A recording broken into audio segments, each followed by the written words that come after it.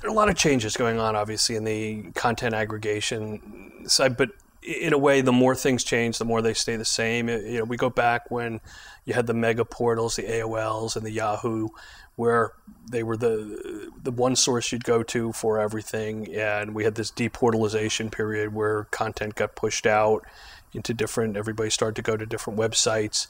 Now we see people are going, they want to pull the information out of those websites and push it into whatever platform they're using. So we see more and more content going into Facebook and other places. But even then, we saw just last week where Facebook is forced to open up, that people say, I don't want my Facebook streams in Facebook now. I want to consume them elsewhere. I think we're seeing, and particularly on the consumer side, we're seeing a lot of the changes there, but it's also making it a much more difficult universe for people to navigate. It's impossible to remember what sites to go to, where you want to find that information. And we find on the professional audience for Alacra, we're finding more and more of our clients are coming to us to help them navigate that side. A librarian at an investment bank doesn't necessarily want to turn on that fire hose of information that's unfiltered to the audience of bankers. They're very afraid of a banker saying, this is a really interesting post, who wrote this, and finding out it was some high school kid or something.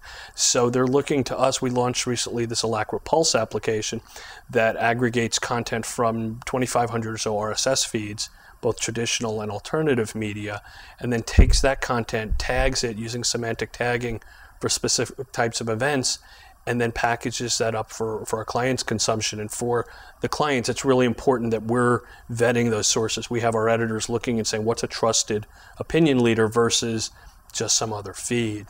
So the other trend that I think is really important in the aggregation, and one I'm hearing more and more about, is that when you aggregate information into one flavor or such, you lose that serendipity that people found. A lot of times the newspapers bring serendipity. When you flip the page, you never really know what story is going to come up next. So if you're only reading things you're searching for, you're going to miss a lot. One of the things that's really bringing back the level of serendipity is Twitter.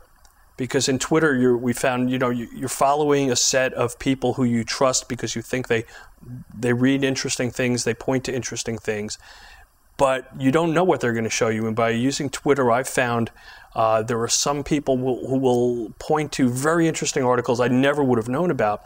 And I found for me that replaced a lot of the RSS consumption that I've done. I typically would read 40 or 50 RSS feeds on a daily basis. Now there's probably a dozen that I feel are a must read.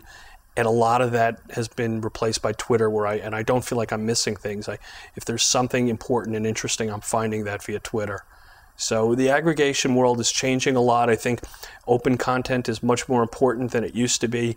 And I think publishers and aggregators really have to look at the behavior that people are seeing in the consumer space and figure out how do they fit into that and how can they leverage some of those same tools and techniques to provide that environment for their users.